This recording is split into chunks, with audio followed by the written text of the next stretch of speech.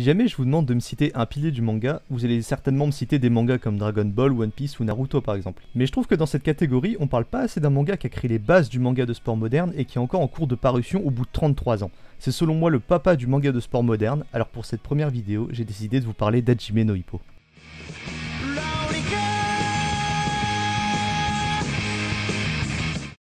Hajime no Ippo est un manga écrit et dessiné par George Morikawa et paru pour la première fois dans le Weekly Shonen Magazine en décembre 89.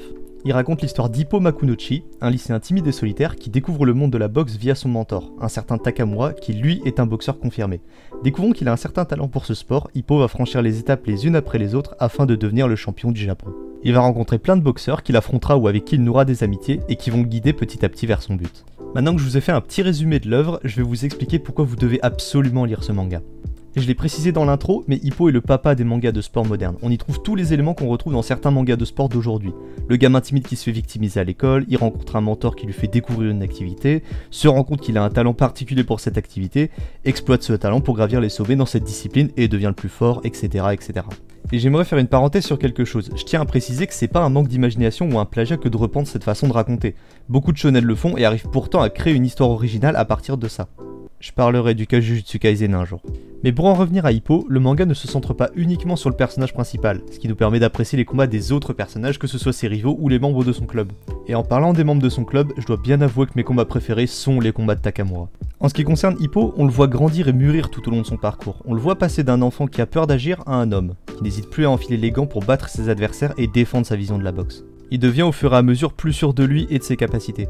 C'est un personnage qui ne refuse jamais de s'entraîner, il veut toujours devenir plus fort car même s'il est naïf sur certains points, il reste réaliste. Il sait que le monde dans lequel il est entré est impitoyable, personne ne va lui faire de cadeaux et il est pas prêt à en faire non plus, quand bien même il a du respect pour tous ses adversaires.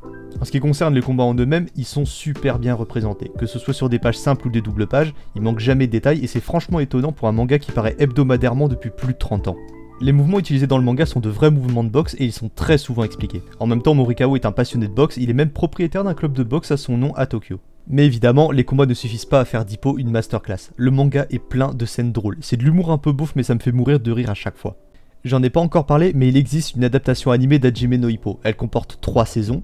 Elle est intégralement disponible sur Crunchyroll et depuis pas longtemps sur ADN également.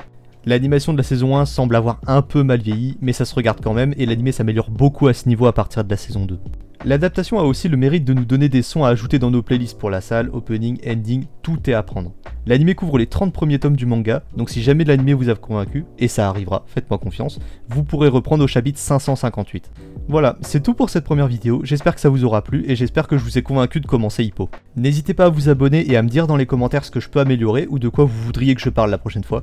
Je fais cette petite chaîne YouTube pour parler des mangas que j'aime, mais aussi pour partager mes découvertes, alors n'hésitez pas à m'en suggérer.